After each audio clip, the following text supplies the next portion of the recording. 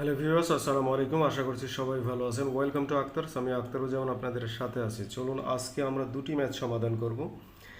এই ট্রেনের দুটি ম্যাথ একই প্যাটার্নের ম্যাথ, সুতরাং খুবই সিম্পল ম্যাথ, একদম সহজ ম্যাথ, বেসিক প্যাটার্নে আমরা সমাধান করব। চলুন তাহলে দেখা যাক। তাহলে লক্ষ্য করুন, এখানে প্রথম ম্যাথটিতে বলা হচ্ছে যে 100 মিটার লম্বা, এখানে কি বলা হচ্ছে 100 মিটার লম্বা একটি ট্রেন ঘন্টায় 60 কিলোমিটার যায়। ঘন্টায় 60 কিলোমিটার যায় মানে হচ্ছে এটা গতি। তার মানে কি এখানে কি বলা হচ্ছে, এটা গতি। আর এইটা হচ্ছে আপনার দৈর্ঘ্য, মানে ট্রেনের দৈর্ঘ্য একটু আমরা লক্ষ্য রাখবো। ট্রেনের দৈর্ঘ্য, রাস্তার পাশে একটি খুঁটিকে ট্রেনটি কত সময়ে অতিক্রম করবে, এই যে সময় চাওয়া হচ্ছে, এখানে হচ্ছে প্রশ্ন।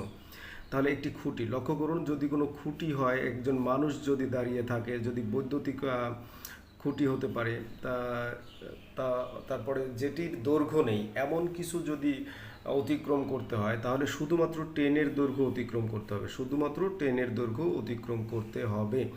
তাহলে আমরা সমাধানে চলে যাই। চলুন তাহলে সমাধান। লক্ষ্য করুন, এই সমাধানে এসে আমরা প্রথমে দেখব একক, এখানে মিটার আছে, এখানে কিলোমিটার আছে। আর উত্তর অপশনে দেখুন সব সেকেন্ড আছে, উত্তর অপশনে দেখুন সব সেকেন্ড আছে।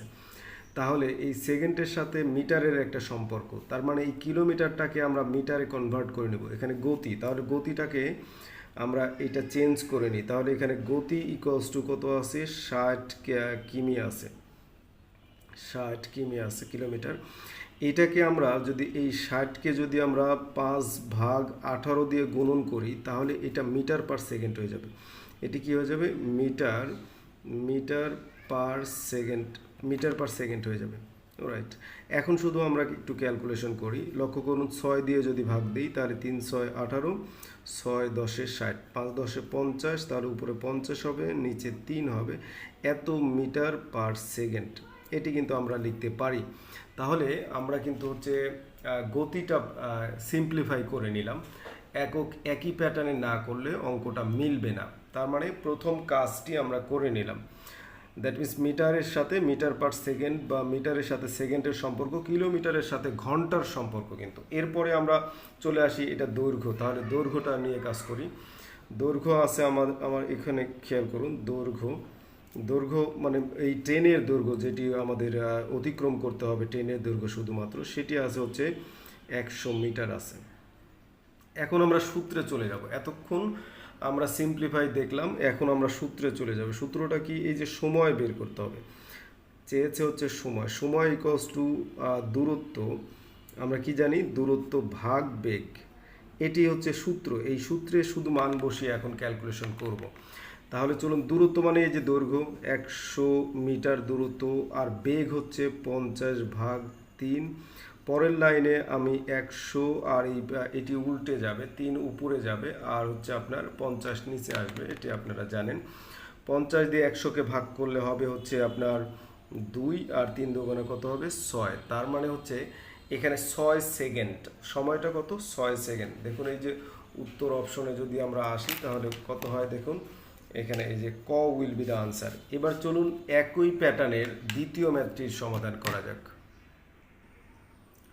লক্ষ্য করুন, এখানে বলা হচ্ছে 60 মিটার দীর্ঘ মেট্রো রেলের গতি বেগ ঘন্টায় 60 কিলোমিটার হলে রেল লাইনের পাশে একটি খুঁটি অতিক্রম করতে কত সময় লাগবে। এই যে সময়, এখানে প্রশ্ন। এখানেও দেখুন কিলোমিটার আছে আর হচ্ছে মিটার আছে। তাহলে উত্তর অপশনে যায় দেখি সবগুলোই প্রায় সেকেন্ড, একটা মিনিটে আছে। দ্যাট মিনস এখানে কিন্তু কিলোমিটারকে মিটারে কনভার্ট করে নিতে হবে, যেটি যে গতি বেগ আছে, গতি আছে। তাহলে এই গতি ইকুয়ালস টু, আমরা কি জানি, এখানেও 60 কিন্তু করা আছে, তাহলে 60 কিলোমিটার।